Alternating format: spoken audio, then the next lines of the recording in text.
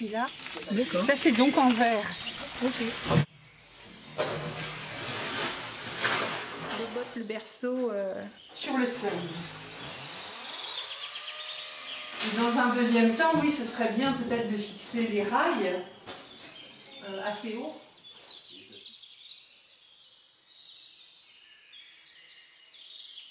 J'avais une question par rapport à l'exposition, c'est comment tu as sélectionné les œuvres? En fait, j'ai eu envie d'utiliser l'occasion de cette exposition pour montrer des périodes différentes de mon travail. Je me suis dit que ça me permettrait aussi à moi et aux spectateurs aussi, aux visiteurs éventuellement, de voir un peu ce qui insiste entre les différentes périodes et en même temps ce qui fait suite aussi mais qui se développe différemment au cours des années, quoi. Puisque au début j'ai présenté des tableaux qu'on peut appeler des boîtes noires, mais c'est ce que j'appelle les tableaux en strates, les stratifications, qui jouent sur une superposition de plans, qui fait référence beaucoup à l'univers théâtral.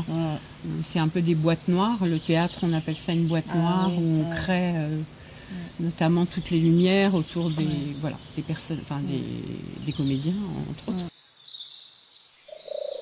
C'est une superposition, mais qui n'est pas tout à fait fixe.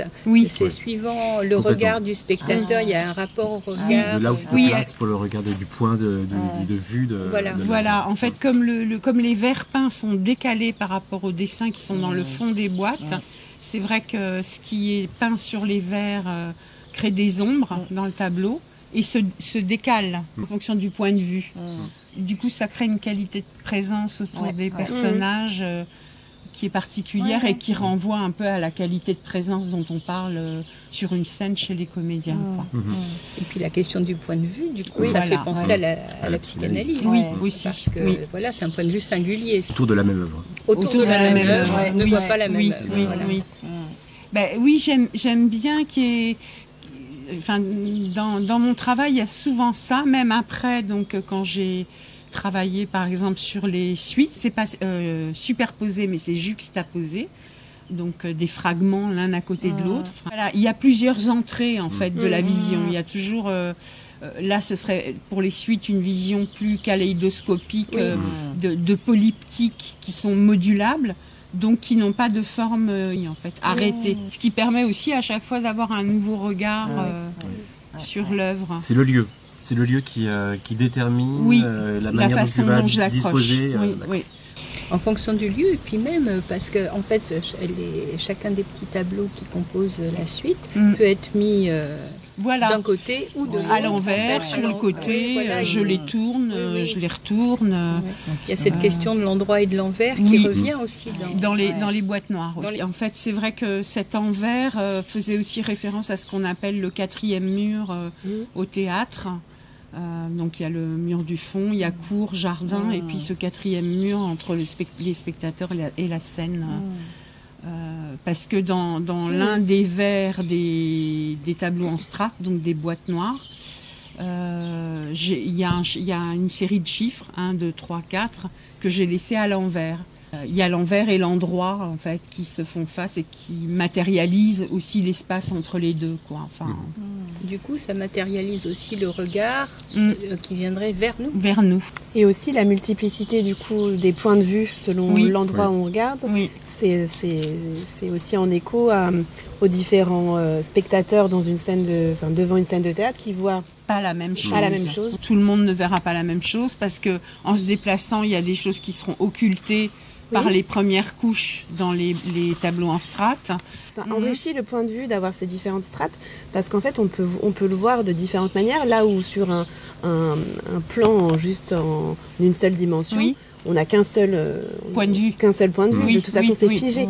Alors que là ça permet c'est plus dynamique en fait finalement dans la manière dont on peut voir l'œuvre. Oui, c'est presque, c'est une façon d'attraper quelque chose du mouvement. C'est ça. Et qui se retrouve aussi, par exemple, dans ma série L'Inventaire, qui a encore une autre période. Donc là, c'est une série de dessins, de sculptures que j'avais pensé réaliser et que j'ai pas réalisé, donc j'ai voulu qu'elles existent par des dessins comme ça assez soignés, comme d'un certains inventaires, par exemple de la flore ou de la faune, voilà, ou comme un entomologiste. Et ça, c'est une façon d'accrocher le sens et le hors-sens, un peu, hein, et qui fait des références, enfin, qui a une parenté avec le surréalisme, mais aussi avec finalement les accessoires de théâtre qui sont liés au corps aussi.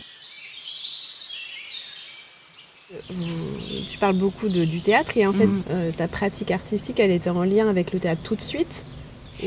En fait, oui, le théâtre, enfin le théâtre, la scène, la marionnette, ça a toujours été très présent dans ma vie puisque mon père était comédien et marionnettiste, donc j'ai un peu quand même baigné là-dedans. Et puis donc après moi mes propres études artistiques, j'ai commencé tout de suite à travailler dans le théâtre en fait. Enfin au niveau donc des décors, hein, de la scénographie, des décors. Mon travail est très imprégné de ça. Les deux se sont toujours nourris, en fait. Tu as même d'ailleurs fait une œuvre gigantesque pour une scène. On voit dans la première vidéo d'Elisabeth. Qui est pour la chorégraphie Opus 14 de Kaderatou. Et une autre avant qui s'appelait The Roots, où aussi il y a des peintures qui englobe tout l'espace comme ça. Est-ce qu'il y avait au départ la peinture et après c'est devenu un décor pour cet opéra?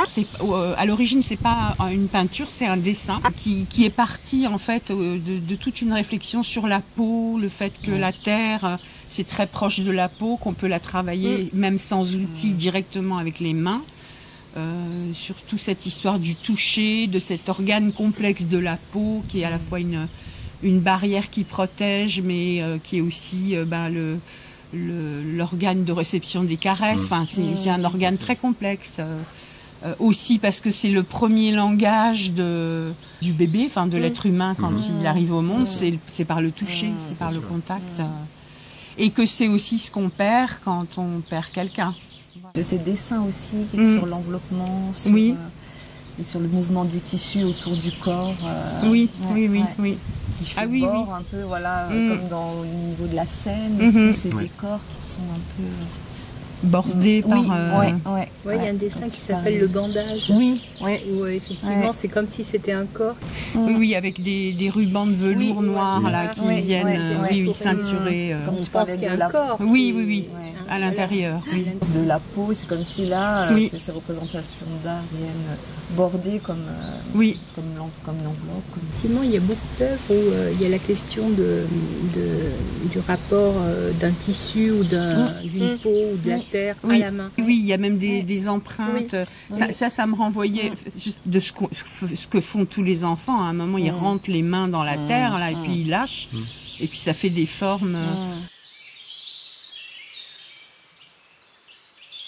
Ça m'intéresse énormément, d'abord la psychanalyse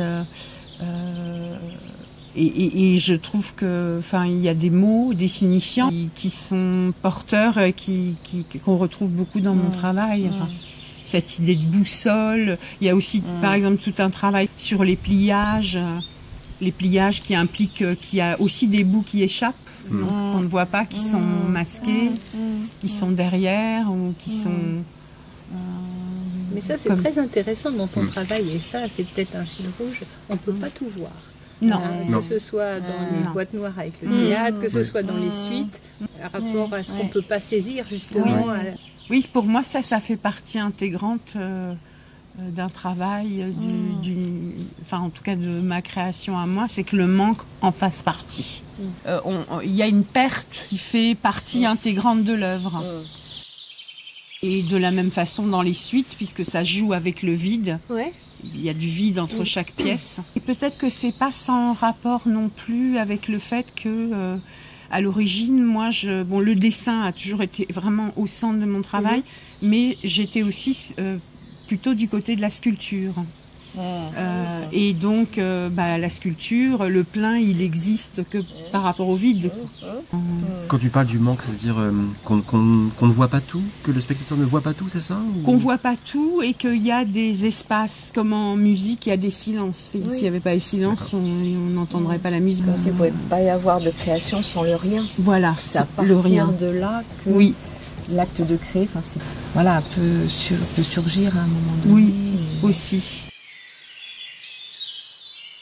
Est-ce que tu en parlerais comme aussi de la nécessité, l'acte de création qui arrive un peu comme une nécessité aussi à un moment donné, mais différente suivant les périodes aussi, qui peuvent, mais qui reviennent et qui insistent un peu. Parce que dans ma pratique auprès des enfants, par exemple, sur la question de la création, il y a beaucoup d'enfants qui l'amènent comme un impératif. Alors là, il y a quelque chose d'un impératif dans l'acte créatif, et presque urgent à mettre l'acte en place. Qui s'impose au sujet. Oui, c'est vrai qu'il y a quelque chose de tout à fait de la nécessité. Sur les outils créatifs que tu utilises, il n'y a pas de limite, tu es très libre par rapport à ça dans la composition, utilisation, assemblage. Et chez moi, c'est effectivement la liberté au niveau des moyens, tout ça. Enfin, j'aime bien l'exploiter, cette liberté de pouvoir tout mélanger, du collage, du dessin. C'est vrai que ça nous surprend quand on voit pour la première fois. Et en même temps, je me demandais si toi, au fond, tu te laissais aller à la surprise de quelque chose qui insiste du côté de l'inconscient peut-être. Et puis, est-ce que tu es surprise toi-même de certaines choses qui surviennent? Oui. Oui, quand je travaille ou même quand je regarde après coup, dans mon travail, il y a une dimension comme ça de rébus. Comment dire, il y a la partie plastique, mais il peut y avoir par exemple des ricochets sur le sens. Il y a des ricochets qui se mettent des associations. Qui relève un peu du rébus, on avait parlé. La suite qui est exposée, par exemple, les deux suites d'ailleurs qui sont exposées font tout à fait... ça fait penser aux rêves, à des images de rêves qui sont comme ça les unes à côté des autres et qui se répondent l'une l'autre, ça fait rébus. Oui. Je pense qu'il y a un effet aussi, je recherche un peu ça, un petit peu un effet de spatialisation sur le spectateur. Enfin, ça peut créer un petit vertige. En fait. Un effet sur le corps. Voilà, un effet sur le corps, sacré pour le spectateur qui peut être presque déséquilibré. En effet recherché. Voilà. Mais cette suite-là, je l'ai intitulée Le corps du mirage et je trouve qu'il y a un petit effet petit. Il y a quelque chose là-dedans qui m'intéresse parce que tout d'un coup, on se dit qu'est-ce que je vois. Ça a eu un effet de surprise de te rendre compte de ce petit vertige ou c'était cherché? C'était Non, c'est plutôt apparu en fait en travaillant. D'accord. Je ne sais pas si tu veux être parallèle avec une séance de psychanalyse où parfois un sujet peut en effet dire réaliser, comme on réalise une œuvre, mais réaliser le rendu, soit d'un mot, soit d'un signifiant qui vient donner un sens particulier ou un effet particulier. Et est-ce que c'est ça en fait? Est-ce que ton œuvre peut avoir fait le même parcours? C'est-à-dire à la fin, quand tu découvres ton œuvre terminée, tu dis mais c'est pas tout à fait ce que j'avais envisagé. Oui. Moi, il y a ça très nettement chez moi. Il y a une partie où je sais un peu vers où je tends. Et puis en travaillant, tout d'un coup, il y a des surprises de me dire et si ça colle trop à l'idée que j'avais au départ, en général, je trouve que c'est loupé. Quelque chose est loupé parce qu'il y a quelque chose ça ne m'échappe pas. Voilà. Voilà. D'accord. Donc, et c'est pour ça qu'il y a ces temps de décantation, de dérive de la pensée autour de la création, de ce que je suis en train de faire. Et il faut qu'il y ait peut-être, comme vous dites en psychanalyse, un petit bouger. Oui, c'est ça. En tout cas, la satisfaction vient quand même de la surprise. Oui, c'est ça. Et pas du contrôle sur l'acte. Pas du contrôle, non. Une œuvre réussie est une œuvre qui t'échappe. Oui, qui a une part qui échappe, en tout cas. Oui. Est-ce que le choix des œuvres finalement pour cette exposition t'a permis de voir un petit peu ce qui pouvait être un fil conducteur ou Oui, c'est le fait de border le vide. parce que dans le travail se noue aussi une réflexion plastique, mais il y a aussi des couches dans le travail qui, évidemment, sont liées à mon histoire personnelle aussi. Donc, moi, voilà, j'ai eu besoin de ces angles d'attaque différents pour justement me rendre compte que, ah bah oui, tiens, voilà, c'est ça. Ça, c'est récurrent, ça insiste. Pour rebondir sur ce que tu viens de dire, c'est la question du seuil, de la frontière du littoral. Au fond, c'est ça, finalement, tu vois, enfin, je pense à l'Ituraterre. Oui. Une frontière là, et c'est vrai que du coup ça c'est un petit peu transversal sur beaucoup de tes œuvres. Avec les boîtes noires, on est au bord de la Seine, on est entre la Seine et la salle, voilà, tu joues avec cette frontière. Dans Le corps du mirage, il y a aussi il y a cet homme qui marche au bord de l'eau, et puis sur le seuil, ton œuvre, je voudrais qu'on en parle un petit peu parce que elle est extraordinaire. Du film d'Eisenstein, le Cuirassé Potiomkin. Que ce tableau, tu as repris un moment crucial. Deux moments clés, oui. Où les bottes sur la marche qui arrivent tout ensemble, paf, sur la marche, et le landau qui dévale. Voilà. Et en fait, tu saisis ce moment, et puis il est magnifique, plastiquement c'est magnifique. Au fond, là où l'œil a envie de trouver en plein milieu quelque chose, là il n'y a rien, là c'est vide. Et vraiment, je trouve que c'est formidable, tu as les bottes à gauche, tu as le landau qui dévale à droite, au milieu tu as les escaliers, alors on ne voit pas ni la mère ni le bébé. C'est ça. Et je trouve que tu joues vraiment avec le manque des deux personnages là, et puis aussi avec le vide, quoi. J'ai un petit peu fait en dessin, il y a quelque chose qu'on appelle le raccourci visuel. Et donc, je me suis dit que j'avais envie de faire une série de tableaux, donc celui-ci avec les escaliers à Odessa, était le premier, où je voulais faire je voulais travailler sur cette idée de raccourci visuel, qui est aussi quelque chose qu'on exploite beaucoup au théâtre, dans la marionnette. C'est un espèce de pouvoir de la suggestion comme ça, en allant piocher les scènes un peu phares du film et en les réunissant au sein d'un même tableau. Donc là, comme tu l'as dit, entre les bottes, donc sur le seuil de cette marche, de ce qui bascule en fait, et le landau. C'est le moment de bascule. C'est le moment de bascule. C'est pour ça que je l'ai appelé sur le seuil en fait. Et puis je l'ai travaillé dans des tons un peu sépia aussi. Ça c'est Mais c'est une couleur d'ailleurs qui revient. Par contre, si on doit trouver un point commun entre les œuvres exposées hier. Peut-être pas toutes, mais quand même la série donc théâtrale, les fragments, on retrouve cette couleur un peu sépia. Oui. Moi je construis beaucoup les choses en volume, donc le noir et blanc, c'est l'ombre et la lumière. Quand même très coloré, que tu as beaucoup aimé d'ailleurs. Dans les pochettes cristal. Oui, les théières en trompe-l'œil. Voilà, avec elle se déguise en fait, ça m'intéresse. Les décors au cœur de la théière, là. Oui. C'est très très beau. Elle se déguise, les théières? Oui, elle se déguise. Moi, j'ai grandi avec mon père qui était marionnettiste et qui disait toujours tout peut devenir marionnette. Il prenait des râpes à fromage et il en faisait des hérissons avec des allumettes dedans. Voilà, enfin, c'est pour ça que je parlais du pouvoir de la suggestion. Et donc, quand j'ai dessiné des objets comme ça, dans des dessins, comme on dit, bien tapés, enfin, précis, je les ai déguisés avec des trompe-l'œil. J'ai fait des théières avec des faux tressages de bois. Mais ça parle aussi du théâtre. Et de la métamorphose. Et de la métamorphose, voilà. On voit ces mouvements aussi du côté de la métamorphose. Et de l'objet, du coup. Oui, particulièrement dans celui qui s'appelle Dans l'ombre, où on voit vraiment un personnage qui devient un insecte, un peu comme dans la métamorphose de Kafka.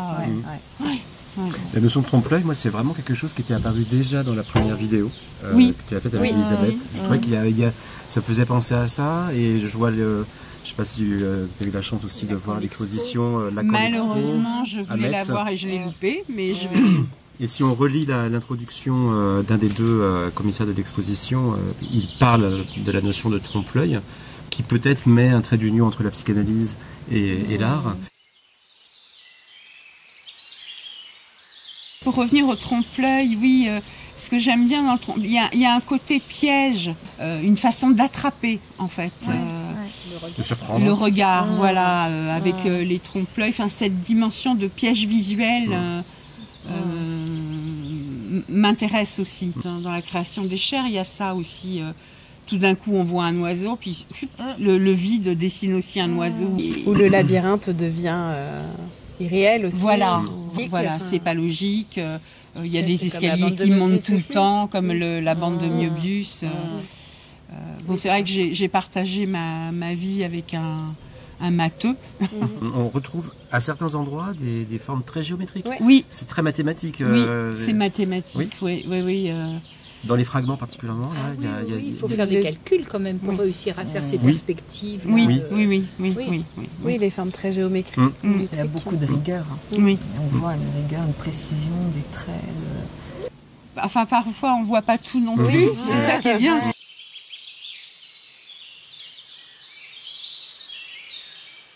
Et en fait, j'ai redécouvert en ouvrant le livre, Magritte. parce que j'avais Magritte et la condition humaine. En plus, j'aime bien aussi beaucoup le nom de cette œuvre.